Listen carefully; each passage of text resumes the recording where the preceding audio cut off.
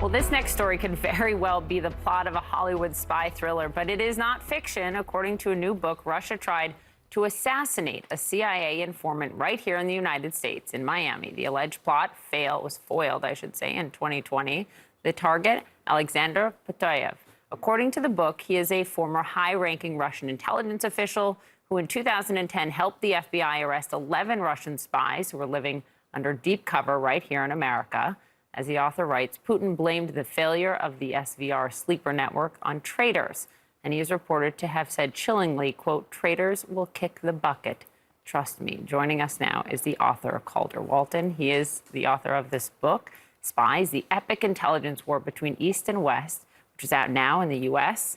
This new reporting is revealed in the British edition of the book, due out later in a month. But this is fascinating. The New York Times did a big piece on this as well. Those reporters triple-checked what you had found, confirmed all of it. Take us inside this story. Well, thanks very much for having me on. I really appreciate it. So the story came to me as I was finishing the book, and it was a big gamble. I'm not an investigative journalist. I'm a historian. It was a big gamble to put it in there, and it's been nice, to put it mildly, to have the New York Times confirm my reporting. The big thing about this story is, in my view, not so much the target, who bravely gave US intelligence secrets from within Russian intelligence. It's not so much about him. It's more about the plot by the Russian government and what Putin's regime and his intelligence services were, as the New York Times now confirms, trying to do in this country. So there's always been a bright red line to prevent that the Russian government would not conduct assassinations on US soil. This was all the way through the Cold War. It has been, up until this point, apparently existing. And it appears now that Putin was willing to cross over that red line and actually conduct an assassination on US soil. It's absolutely profound. Well, when I read the headlines at first, I thought there's no way that's possible. There's rules, right? We all think that there's rules. There's red lines. This making clear that, I guess my question is, has this been a clear and intentional shift, or has it been kind of moving in this direction over the course of Putin's time? Well, it's a great question, and to really conclusively answer that, we would need to get inside Putin's mind, and I don't have the ability to get into it. That's the next book. That's the next book, I guess, right?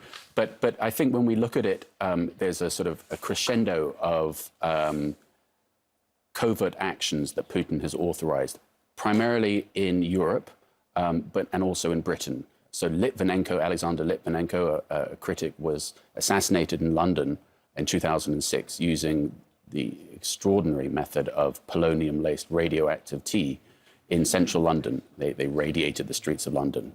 2018, Putin's regime, his intelligence services, went after an MI6 British spy, Sergei Skripal, in Britain.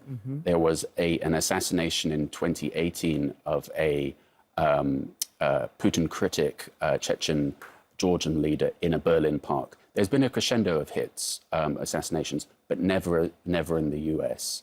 I think my own view is that this news now must cause US authorities to go back and have a look at other unexplained deaths in the US.